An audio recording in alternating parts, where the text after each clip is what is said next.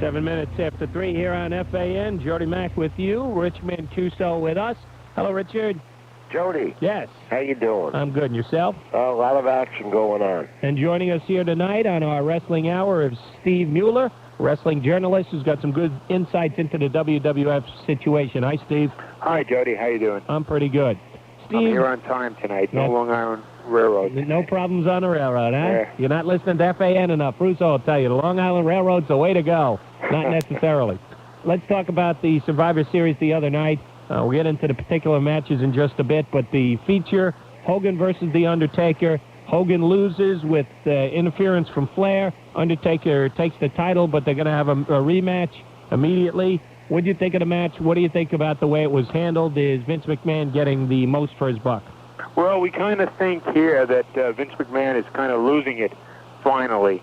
First of all, the event itself was kind of distressing because Hogan lost with Ric Flair throwing in a steel chair where The Undertaker did the pile driver onto the chair, which is a kind of a move that Rick Steiner has kicked out of in the last month. It kind of diminishes Hogan's ability. But beyond that, just the whole idea of this event is distressing because fans are going to be tuning in Tuesday night expecting Hogan to regain the title. And the word that I have is Hogan is not going to regain the title, that Hogan may not even be there Tuesday night.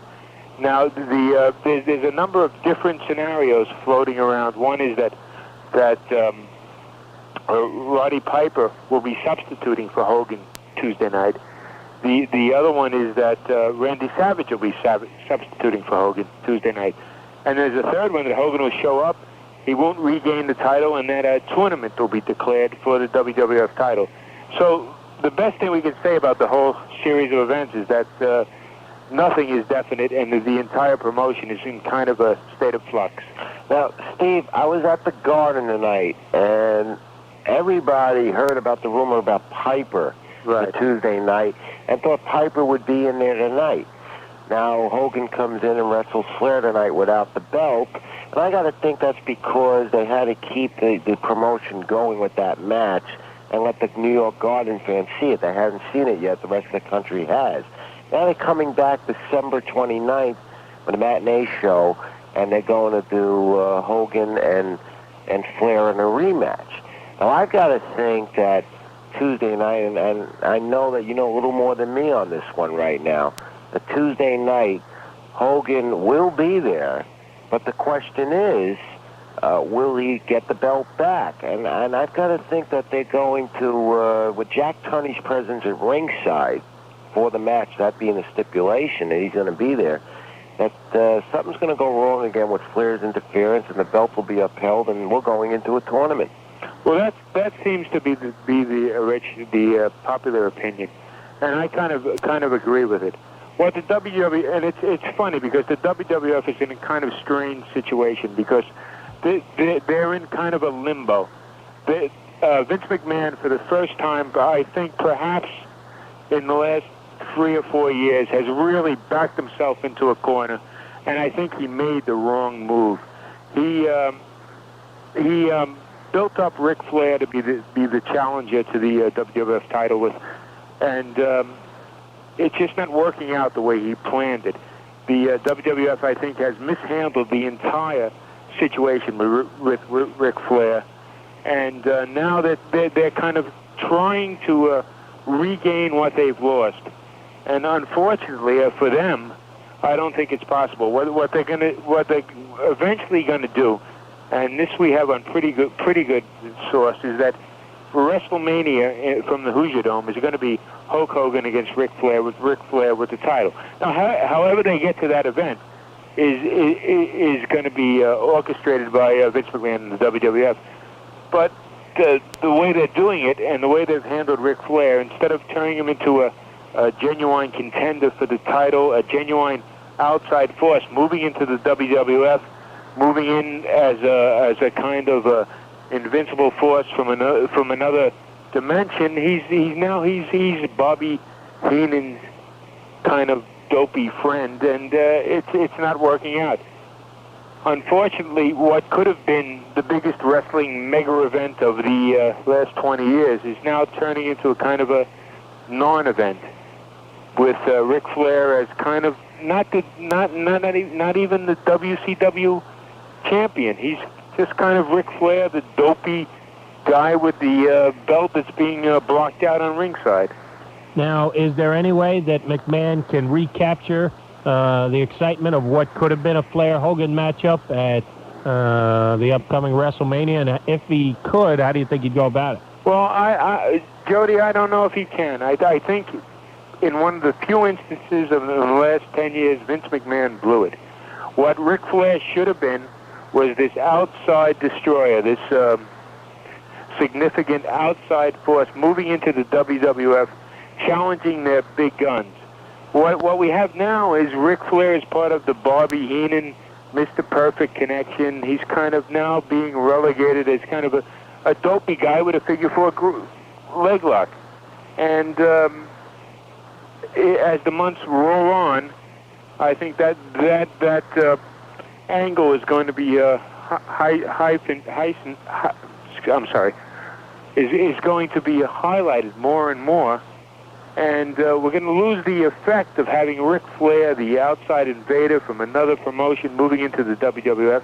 We're just going to have another WWF bad guy, Ric Flair, who happens to be the Nature Boy. And as anybody that's has watched Ric Flair's matches, they can tell that in the WWF, Ric Flair is not the Ric Flair of the WCW, and certainly not the Ric Flair of the NWA. His matches are nowhere near the level that he competed on in the other promotion.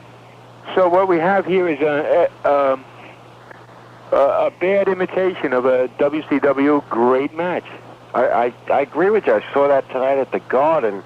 The way they're doing this match, I mean, I think the fans will agree with me that with the Garden tonight, what they saw, the match comes down to Flair putting Hogan in the figure four, and Hogan could hardly move after that, and makes his comeback, but then Flair pins Hogan in the middle of the ring, and then Tony Gurria and another WWF honcho runs in and reverses decision and gives Hogan the victory because Flair supposedly used brass knuckles to get the pin.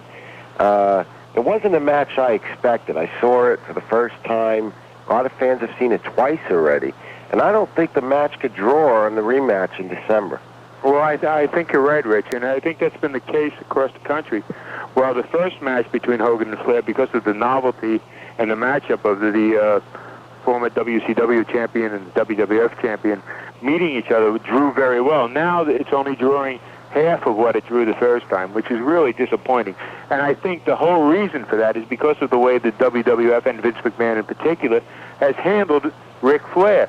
Once again, the WWF has by its it's only stupidity, has relegated Ric Flair to the ranks of the other challengers instead of taking the guy who has been perhaps the number one wrestler in all of wrestling for the last 20 years and turning him to a real force, a real threat to Hulk Hogan. They've relegated him to the ranks of the Warlord and the other characters that roam across the WWF corridors. And unfortunately, what we have, instead of having one of the great matches in wrestling history, we have Ric Flair, who's kind of becoming again a WWF cartoon character, against Hulk Hogan, who's obviously off steroids and off any real reason for competing on a level that is beyond that of doing a couple of quick moves, a couple of leg drops, and a pin. Steve, where is Sid Justice fit into this mix? When is he supposed to be back, and can he be the guy who can kind of save them from what they've done as far as mistakes go with Flair Hogan? Well, Sid Justice is one of those guys. I think history will record that Sid Justice is one of those guys who missed the boat, and he missed it big time. He could have been in there, but just because of the events that have happened in the last couple of months, because he's been out of action, because he couldn't capitalize on the transitions in the two major promotions, he's kind of on the wayside. And now because of the stories of him confronting WCW wrestlers in bars in Atlanta, etc., with the story about him coming back into a bar after challenging Mike Graham and returning into the bar with Squeegee to challenge Graham and Brian Pillman, and it's become kind of a joke on the inside of the industry. He's become a joke, and unfortunately, I don't see Sid Justice being anywhere near the character that he could have been if he had just a couple of breaks going his way. Right now, I think the WWF is in a position with Hulk Hogan just about ready to retire within the next 17 months, trying to find someone, and they're desperate. And Vince McMahon, for the first time, I think, since 1983, is really worried because he has nobody. Well, he could, because the reports we're getting this week that Lex Luger's contract is up in March in the WCW. There's already been indication from what we're getting that Lex Luger could be at WrestleMania for the WWF. Now, you getting the same reports I am on that, Steve? Yeah, Lex Luger is there's a number of different incidents involved here, but the bottom line is that Lex Luger has kind of distanced himself from the WCW promotion, and he'll be leaving WCW when his contract runs out at the end of February, and he'll be going in probably into the WWF. However, we have to look at Lex Luger. Lex Luger is certainly not another Hulk Hogan. He's not even another Randy Savage. He's a guy with a good body, with some good wrestling skill, who kind of swallows a microphone when he gets in front of it. And he's not going to be the guy that's going to be the rejuvenation of the WWF. Just as Hulk Hogan was Bruno brought to Broadway, Lex Luger is not Hulk Hogan brought to Mars.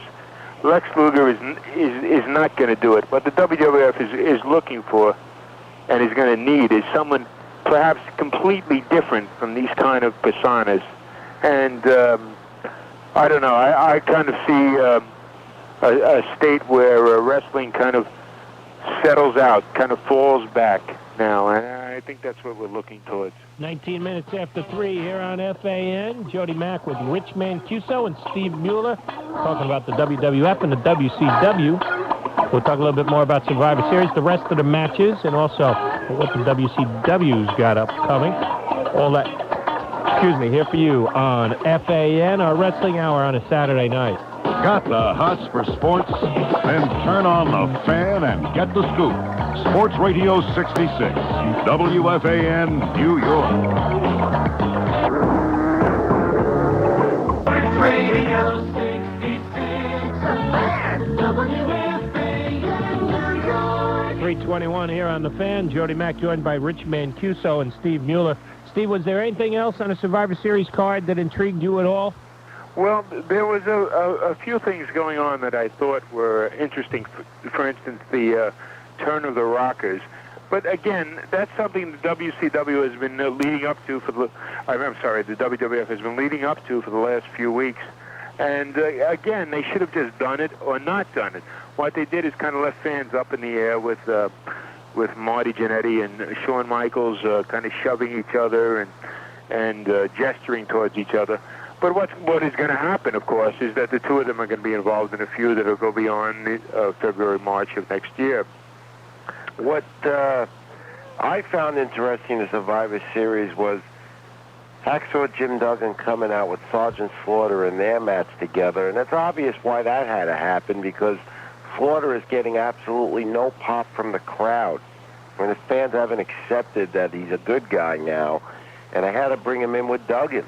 Well, and I don't think Slaughter is going to be Sergeant Slaughter as a good guy. I think his career is just about over.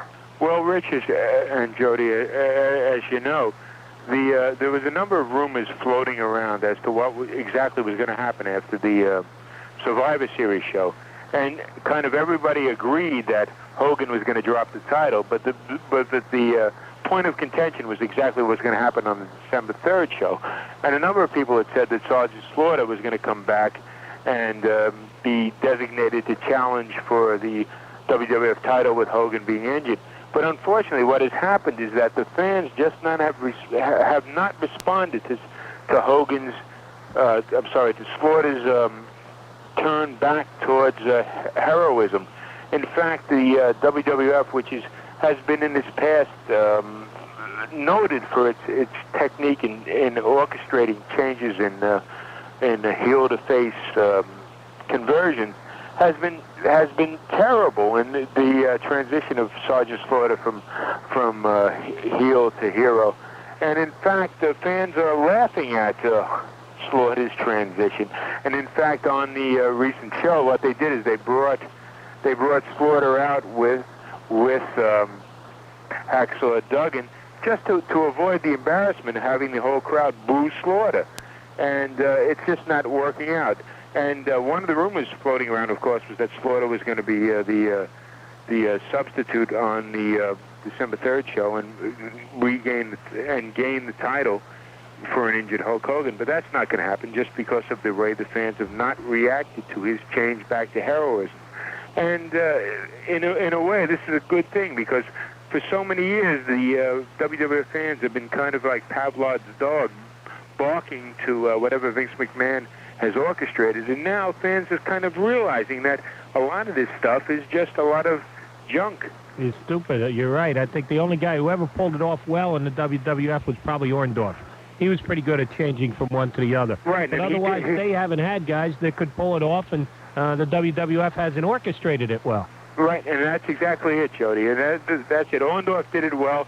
He did it very well, as a matter of fact. But overall, and what makes wrestling, and to the casual fan, wrestling you have to be able to suspend your disbelief. You have to be able to look at it and watch it, get involved in it, and suspend your disbelief. But if your intelligence gets so insulted, as it has been by what the WWF has been doing in recent months, then there's no suspension of disbelief. There's not even a suspension of reality. All you can do is look at what's going on and laugh at it. And how do you see the Savage Roberts situation now? Well, that whole situation, personally, as a long-time wrestling purist, I kind of look at this whole situation, and it kind of makes me a little ill. But looking at the match itself, you might see a good technical match for about 5 or 6 minutes, but the whole idea of the angle and the whole way it's been promoted is that it'll be a brawl. It'll be what we'll see is, for the first match, it'll be a double disqualification. It'll be an outside of the ring thing, and it'll go on for 4 or 5 months, with eventually Savage gaining the decision. But overall, I kind of think this whole thing with the snakes and the intervention of the WWF alleged president Frank Tunney, it's almost insulting to the intelligence of the average fan, because the average fan realizes that this whole thing is just a scenario that's been built to create a situation where Randy Savage battles the Jake the Snake. And what I think is going to happen, and what we've heard is going to happen, is that eventually Jack Tunney, because of the snake situation, because of the reptiles at ringside, is going to sit down, is going to retire, and that Gorilla Monsoon, of all people, is going to become the new WWF president. And along with that, and who knows what else is going to happen as a result of that. But I don't know, myself, and I bet a lot of other fans are tired of hearing Gorilla say to Bobby Heenan, shut up and whatever. Steve, with the WWF struggling a little bit, now might be the time for the WCW to score some points, and it looks like they already have. Their TV ratings are pretty improved, as I hear. Yes, they have. And one of the things that WCW has done, and it's to their credit, is to bring in Rick Steamboat. And Rick Steamboat, of course, is perhaps among the top 3 workers in the country in terms of wrestling ability and just in-the-ring technique. They're also bringing Justin Thunder Riga, who is the Japanese nonpareil. He's a tremendous attraction. Also, we've heard, and this hasn't been confirmed, and I can't confirm it, but WCW has been talking with a number of people to replace the Jim Herd and to bring in somebody else to kind of oversee the promotion. Well, I've heard Jim Crockett's name all week, that he would take over basically Herd's responsibilities, but Jim Herd would be retained basically just to work on the TV stuff. Well, I think that'd be a good move. I didn't think Jim Crockett was that bad when he ran the NWA. Well, no. Well, Jim Crockett was, and as fans remember back into the 1987, 1988, Jim Crockett's promotion was one of the best promotions in the history of wrestling. He was good, and not perhaps because of Jim Crockett, but because of the talent he had available and because of the things that were going on at the time. Unfortunately, what happens is that Jim Herd has kind of forced himself into the picture, and of course anyone in the business knows that Jim Herd and wrestling just don't mix. I've also heard, Rich, and I think I mentioned this to you during the week, that other people have been talked about coming in to kind of fill in Jim Herd's spot, and it's still up in the air as to who exactly is going to take over that position. However, I think it's safe to say that Jim Herd is, other than for the most basic responsibilities of wrestling television, is going to be out of the promotion, and that can only be a plus for the WCW. Maybe a swing of powers in the two major federations in wrestling. Steve, unfortunately, our time has come and gone. We thank you. We're looking forward to hearing from you again real soon. All right, you take care. Thanks talking to you. Appreciate it, Steve. Thank you, Steve. All righty. 29 minutes after 3 here on The Fan. Mac Man with you, Rich Man with us. Cuso, that is. We'll get to your wrestling letters. We got a couple of them here, and then we'll answer your wrestling phone calls at 718-937-6666. 3:30 here, hour and a half to go. Ligori at 5. Clausy right now. He's got the latest sports update for you. Do me a favor. Keep it where you got it.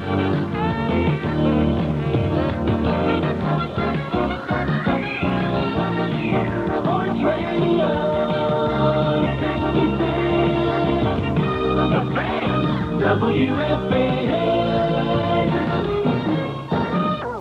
Sports Radio 66. The Fan, WFAN. New York. 24 minutes in front of 4 here on The Fan. Good morning, everybody. We're in the midst of our wrestling hour and segment with Rich Mancuso. Your telephone call's coming up next. It's 718-937-6666. Well, that's after we get through a couple of letters. Light week in the mailbag this week. JD doesn't have these problems. We're a little light on the wrestling letters. That's good because it means more phone calls for you coming up here on our wrestling hour on The Fan. If you've been thinking about quitting smoking, now there's a stop smoking technique so effective. Sports leader. Sports Radio 66. The Fan, WFAN. New York. 21 in front of 4 here on FAN. Jody Mack and Rich Mancuso going to your letters. Eddie reminded me, that's right, they only had 3 days with which to intake mail here this week, off Thursday and Friday, so we'll probably have a veritable plethora of letters next week when the mailbag is open. Richie, we've only got a couple. Let's get right to them. The first one's, I think it's a decent question, but the letter itself is a little bogus. Where is the racial representation once found in the WWF? What has Vince done with Tony Atlas, Sapphire, Rocky Johnson, S.D. Jones, Coco Beware, Charlie Brown, Slick Kamala, JYD, and Virgil? Why did they all leave Vince? Wouldn't a more equal racial balance help fill those empty seats at the arenas? And supposedly it comes from Reverend Kenneth Johnson, Michigan, yet it's postmarked from New York City. Well, all I could do is tell Reverend Johnson this. First of all, Virgil's still around, and he's going to be. As for the others, I don't think it has anything to do with racial. It's just coincidental that these men are of Afro-American descent, and they've left the WWF, but been dropped for one reason or the other. Though Coco Beware is still on the contract to work independent and WWF shows. I don't know, it has anything to do with racial representation. It's just a coincidental manner. Up next is a letter from Jonathan from Colonia, New Jersey. Rich, do you think any members of Demolition will come back to the WWF? Yes, Well, first of all, Repo Man is in the WWF now. He's a former member of Demolition, and I think the fans will know who I'm referring to. And Crush will be coming back pretty soon, probably somewhere around January. Expect Crush back, but not as Crush, as someone else. Demolition will not be formed again. It won't be Demolition. It's just Repo Man and Crush are wrestling under different characters.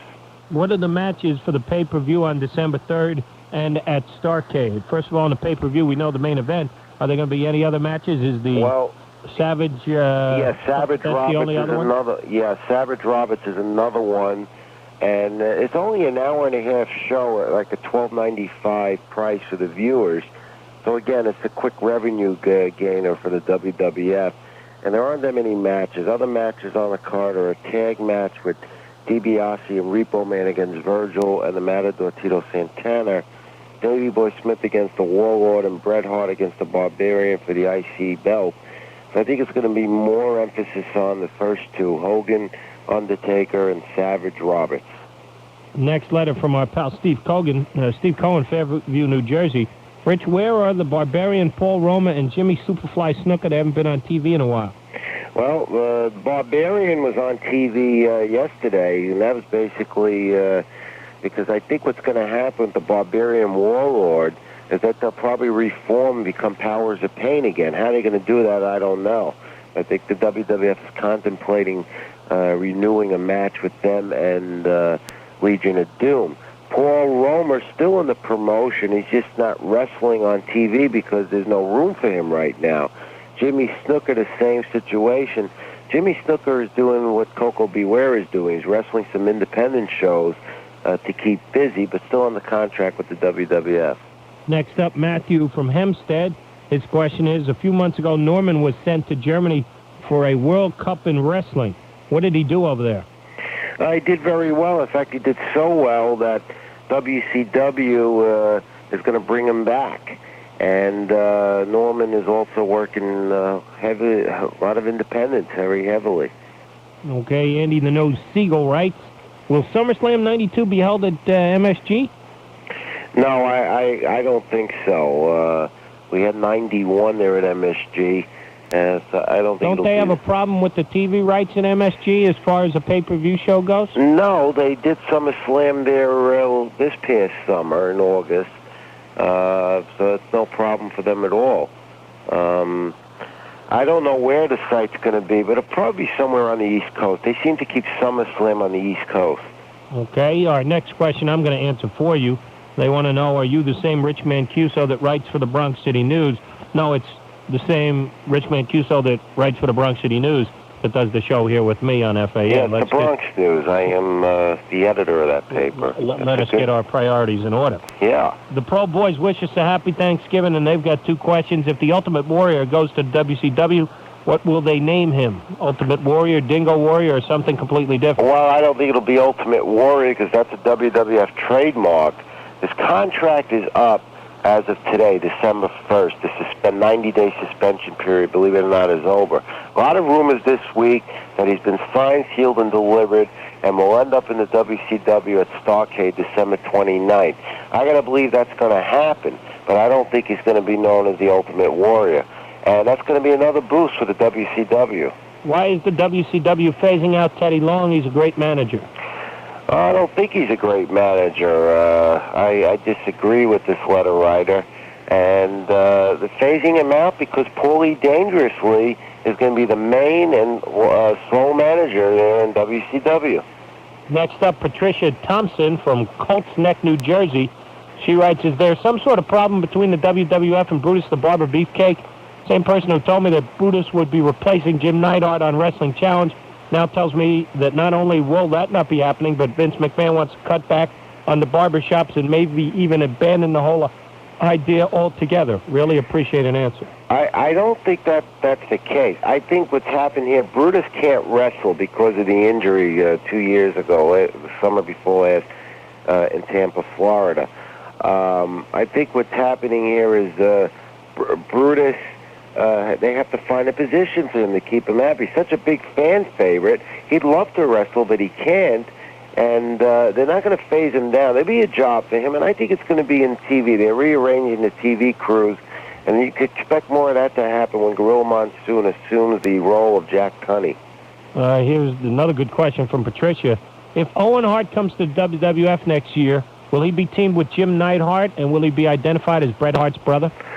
No. Well, we'll know him as no Owen Hart, and I'm sure they'll make reference to it on television. They're going to be called the New Hart Foundation, by the way, and you should be seeing that in the next couple of weeks on TV. Okay, Kevin Legase from New Britain, Connecticut's got a question. Rich, do you know the exact reason why Survivor Series was moved from Milwaukee's Bradley Center to Detroit's Joe Louis Arena? Was it due to poor ticket sales? No, it had something to do with the TV in that market. It also had to do with a conflict of another thing in the arena.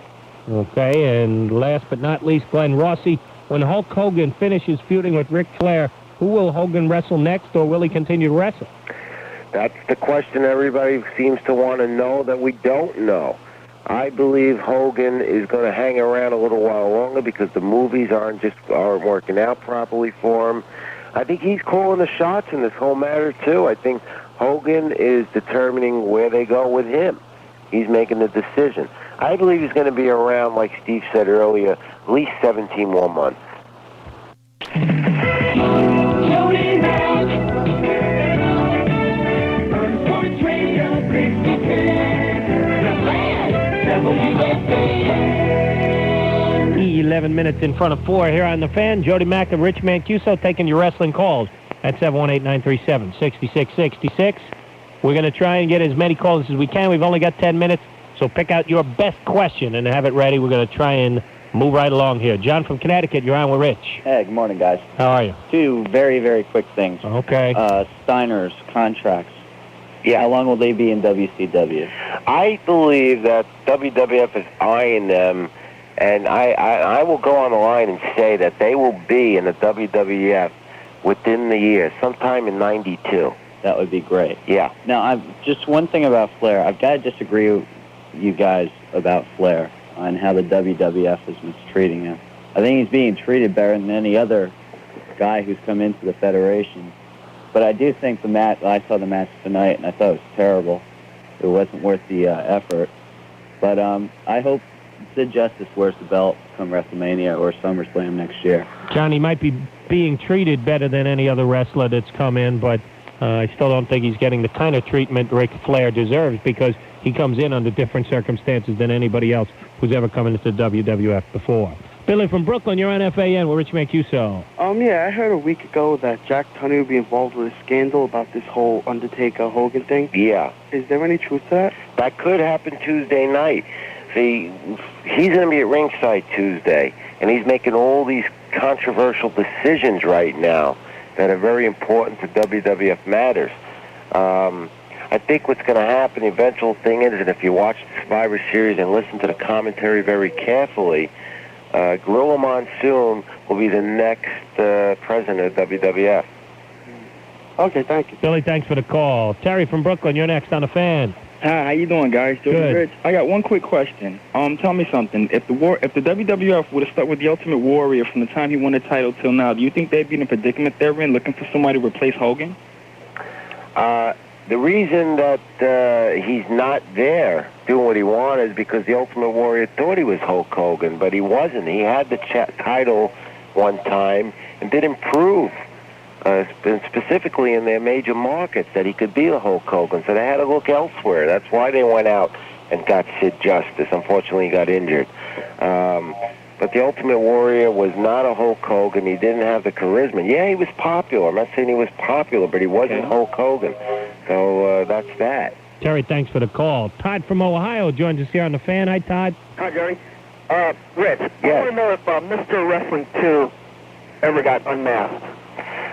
Not to my knowledge. No, I don't think he has. And what's he doing today? He's semi-retired, and occasionally does some wrestling in Puerto Rico. Okay. But semi-retired. All right. And who won the Ric Flair match in the Survivor Series?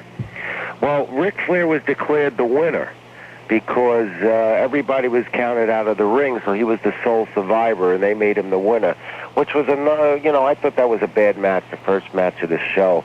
I don't think they should have done it that way. They should have had one-on-one going in there. It could have been Piper against Flair, but they did it the other way. Okay, thanks a lot. Thanks for the call. Appreciate it. Derek from Brooklyn, you're on FAN with Rich Mancuso. Hi, good morning. I would like to know if the Warrior goes to WCW, what will be his role?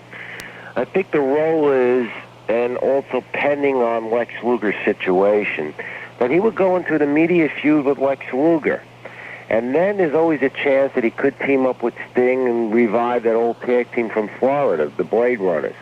But I think what will happen is that he'll come in right away, challenge Luger, and pending on Luger's contract situation, even get the belt. Okay, thanks a lot. Thank you for the call. Let's check in with, I believe it's Pete from Secaucus' turn. Hi, Pete. You're on FAN. Hi, Jody. Hi, Pete. I'm just curious. I listen to wrestling radio in Philadelphia occasionally on Saturday mornings. The guy from Tri-State Wrestling. Yes, Joe Goodhart. And he claims that the Warrior is out of wrestling for good. And this morning I heard him say that the Warrior was HIV positive. Do you guys have any knowledge of that stuff? The rumors are that he's HIV positive, that he's out of wrestling. We've tackled this issue for a few weeks on and off.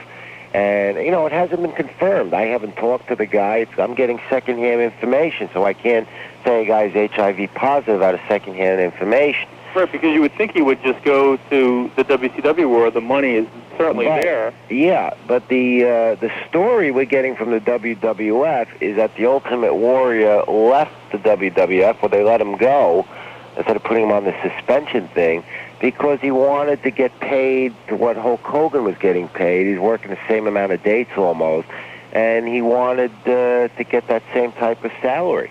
And they didn't go for it, so he walked out, or they suspended him. But you've got to believe that if he were to go to WCW, they'd make him take a test first.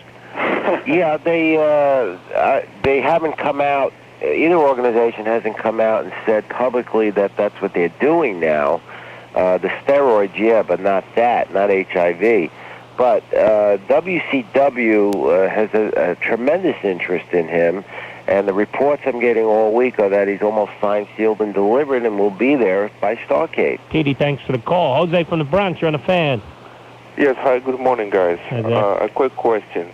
Doesn't matter what they do, Rick, in WCW, they have to change the public, the people that go to the shows. Yeah. They don't even clap. They don't even give any emotion to the program. Yeah. Well, the television is improved. The Clash of Champions was a big improvement, and you're watching some of their shows, except I think the show here in the New York market on Saturday night late, I still think is a terrible television production.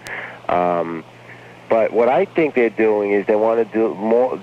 They're very concerned about the TV because, number one, that's a market to get people to go to the shows. Number two, that's where their revenue is going to come in, and I think that's what their emphasis is right now. And I don't think they're really concerned about what's happening in the arenas because they're cutting down on those shows anyway. But Rick, and Saturday mornings they had the WCW. Now they switched it to 12:30 midnight. Yeah, they switched it to 12:30 because that's the only time slot they could get here in the New York market once WPIX took them off. And they went to WCBS Channel 2. They had no other option to stay in the New York market. They had to take that time. All right, Jose, thanks for the call. Joe from Camden's on the Fan. Hi, Joe. Good morning, gentlemen. How are you? Very good, very good. I have a question and then a comment. Rich. Yes. Is this going to be the shortest reign in WWF history? Is Hogan going to get his belt back on Tuesday? I can't make a prediction. I may know more tomorrow. Mm-hmm. I tried to find out definite plans tonight, but everybody seems to think that Piper is going to be involved in this and will be there instead of Hogan and take the belt. Then there's talk that Jack Tunney will uphold this belt because of another interference tactic by Ric Flair. Right. If you really want to ask me right now, what I think is going to happen is that this belt is going to be upheld, right, and they're going to go to another tournament, which I think is disastrous. I don't think they should do that. Please. And Ric Flair will gain it, and then at the Royal Rumble, he'll have it probably at the Royal Rumble, and then they'll come back to WrestleMania, and Hogan will take it from Flair at WrestleMania. I think that's what's going to happen, but don't count on it, because it seems to be changing every minute. Joe, thanks for the call. Eddie from Suffern's on the fan. Hi, Ed. Hey, Rich. Hey, Jody. How you guys doing tonight? Good. All right, I have a comment and a question. One thing, I agree with you guys 100%. I think the WWF was kind of like selling Ric Flair short. I mean, they're including him in Survivor Series, tag team matches and stuff like that.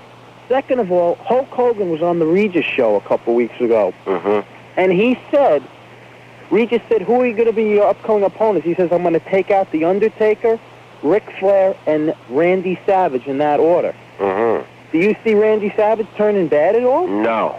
Definitely. Not after what they've done. Yeah, they've gone through so much with him. I can't possibly see that happening, not after what they've done. It would kill them tremendously if they did that. Don't see it happening, Eddie. Neither do I. Vinny from Edison, our last wrestling caller of the morning. Hi, Vinny. You're on FAN. How you doing, Jody and Rich? Good. Rich, I want to make a point about the real world champion, Ric Flair, myself. Yeah.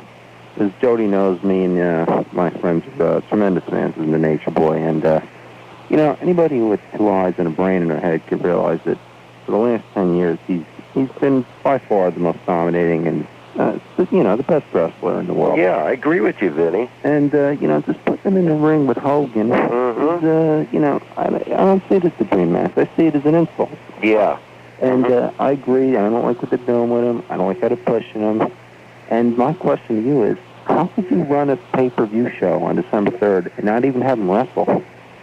Well, originally, there's another thing. Originally, they had advertised in San Antonio for the crowd there that the match that night would be Ric Flair against Hulk Hogan. That was supposed to be the match. But again, Eddie, they turned everything around. When Sid Justice got injured, they had to change all their plans. So now they're making Ric Flair the man that's taking the belt away from Hulk Hogan. He's going to be involved Tuesday night. What he's going to do, I don't know. But he's not matched up to wrestle against anybody, but he's going to play a role in that match. Right. Okay, can I ask you one more question? Make it quick, Vin, and we're out of here. Okay, I heard about the Legion of Doom being unhappy in the WWF. Is there anything to it? Excuse me? I heard Legion of Doom is unhappy with their situation in WWF. No, it's totally untrue. They're very happy. And if you heard anything about being unhappy, it may be because there's contemplation about them dropping the belt for the natural disasters in January at the Royal Rumble, which is possible. That could happen, but they could regain it. And if they do lose, it's because WWF has got their eyes on the Steiner brothers. Okay, thank you. Vinny, thanks for the call. Always a pleasure to talk to a member of Bag O' Cheese. Richie, any local matches coming up? Yeah, we have some major independent action in the area. Next weekend, Dennis Caruso has a match in Drexel Hill, Pennsylvania, Bob Backlund against Jerry Lawler. And December 11th, the following evening in Clemington, New Jersey, Backlund and Dick Murdoch. But the big news is this new federation, the American Wrestling Federation, will be staging two big shows. There's the weekend of December 14th and 15th. The 14th, Asbury Park, New Jersey, at the Convention Hall at 7:30. 10 great matches. The main event, Nikita Koloff against Paul Orndorff. Kamala against Norman. The Original Sheik and Sabu versus Ronnie Garvin and the Cheetah Kid. Hot Stuff Eddie Gilbert, Dirty White Boy against Sonny Beach and Jeff Gaylord. Hercules Ayala's on the card. Rock and Roll Express, Robert Gibson and Jeff Jarrett against Bob Orton and Barry Horowitz. Also, Dutch Mantell will be on the show. I am Mike Sharp. And then they're coming into Lowell, Massachusetts the next night for fans up there on the 16th. Or either it's Monday night, the 16th, 7:30. The same stars, and they're going to have a world television title. And they're going to be on a major cable network. We'll have more on this federation next week. Sounds good, Richie. Sounds like they do have some good wrestlers. Those are some good cards. Another good show. Thank you much. Hope your Thanksgiving was a good one. We'll talk to you next week. Jody, as always, you and the great fans out there, we'll talk to you next week. I'm sure we'll have more on this Hogan situation. Keep it in the ring. Rich Mancuso here with us on FAN. Closey's got the update, and we're into our final hour. Sports Radio, the fan, WFAN.